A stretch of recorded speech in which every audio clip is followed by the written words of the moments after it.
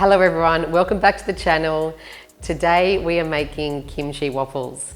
Now these kimchi waffles were put on our Nodo cafe menu in about 2018 and they were honestly the best sellers over the years. We would serve them in the cafe with like a popcorn chicken and an Asian slaw. But today we're going to keep it super simple and it's the perfect recipe. You can have them for breakfast, lunch and dinner. So let's get started. Okay, we're going to start by adding 2 eggs to the bowl.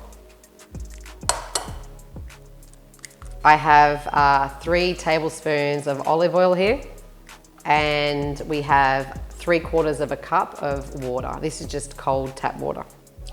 Okay, we'll whisk all these together. So next we're going to add 1.5 cups or 250 grams of a plain gluten-free flour. I've also got 1 teaspoon of baking powder. And then we're just going to add those to the wets. Mix all these together till it makes like a batter. So we've got a beautiful smooth batter here. And then we're going to add 1 cup of kimchi. I'm also going to add maybe a couple of handfuls of diced shallots and mix all those together till they're really well combined. We're just heating up our waffle iron and we're just going to pop some spray on it. We've actually used these ones in the cafe and they get a very good workout.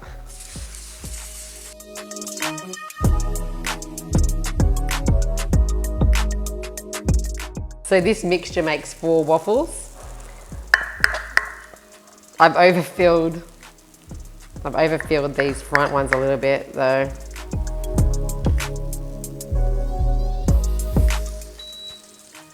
Here we go.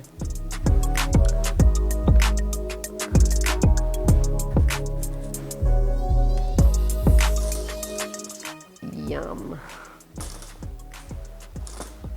Some beautiful, light, fluffy, delicious kimchi waffles here. And I'm just going to show you a super simple topping. I think it's like the perfect recipe to have any time of the day. And we're going to top it with a fried egg. Then I'm going to use some Kewpie mayo, some tonkatsu sauce. We're going to garnish it with a Japanese seasoning, which is just a mix of like black sesame seeds, dried onion, garlic, and some dried chili that I picked up from the health food shop. And then finish it off with some beautiful greens, some snow pea sprouts and shallots.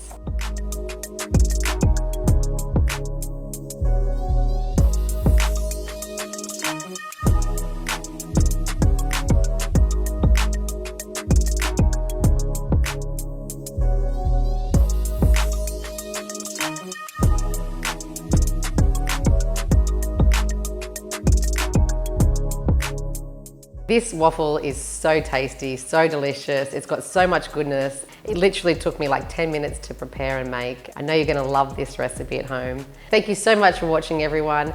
The recipe is in the description below. Please like and subscribe and we'll see you next time.